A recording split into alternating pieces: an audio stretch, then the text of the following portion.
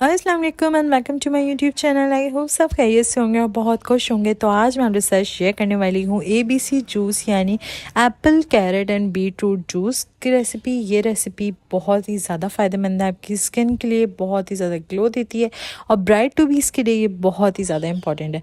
तो चलें स्टार्ट करते हैं। क्योंकि ये ABC जूस है तो सबसे पहले इसमें हम लेंगे 1 अदद सेब।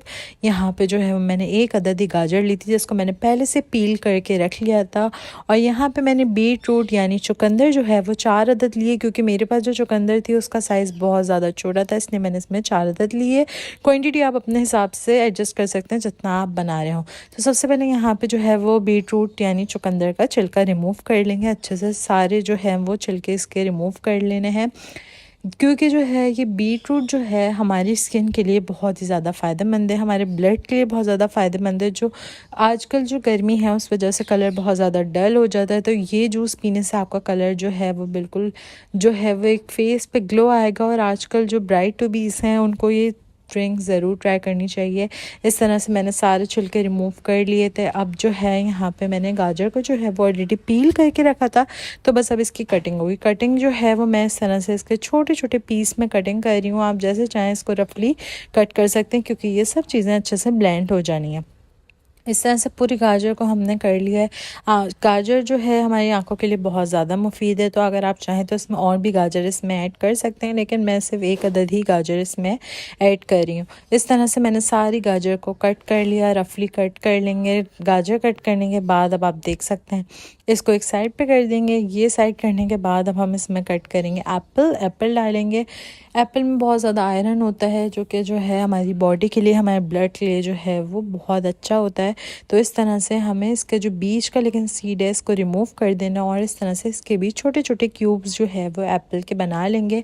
और सारी चीज़ों को जो है वो हम एक साइड पे करके रख लेंगे जब तक कि हमें इसको, क्योंकि ब्लेंड करना है और एक अच्छा सा जो है वो जूस के फॉर्म में इसको बनाना है।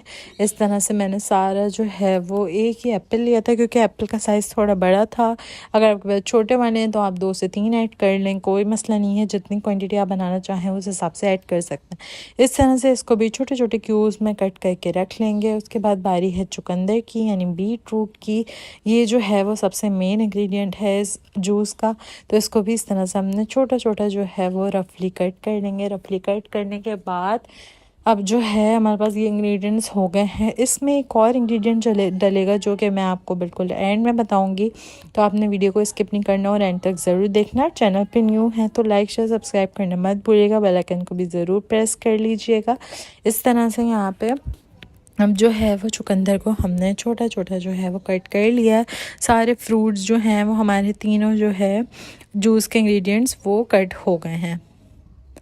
इस तरह से इसको हमने कट कर लिया, सबको जो है वो रफली कट कर लें, कोई मसला नहीं है। अब जो है हमें क्या करना है, इसको जो है हम हमें ग्राइंडर में इस तरह से ऐड कर देंगे। सारी चीज़ों को एक साथ ऐड करना है। ऐड करने के बाद हमें जो है वो इसमें 1 कप जो है वो पानी ऐड करना है। अगर आपकी क्वांटिटी ज़्यादा है तो आप उस हिसाब से एडजस्ट कर सकते हैं। मैंने इसमें 1 कप ही पानी ऐड किया था, ठंडा पानी ऐड नहीं करना। जो है नॉर्मल पानी इसमें ऐड करेंगे ताकि इसका अच्छे से पेस्ट बन जाए, ब्लेंड हो जाए ये अच्छे से, वरना तो ये जूसर में ब्लेंड नहीं होगा। उसके अगर आपके जूस निकालने वाली मशीन है तो उससे बहुत ईजी रहेगा आपके लिए निकालना। अगर आपके पास नहीं है तो आप इस तरह मेरी तरह भी कर सकते हैं।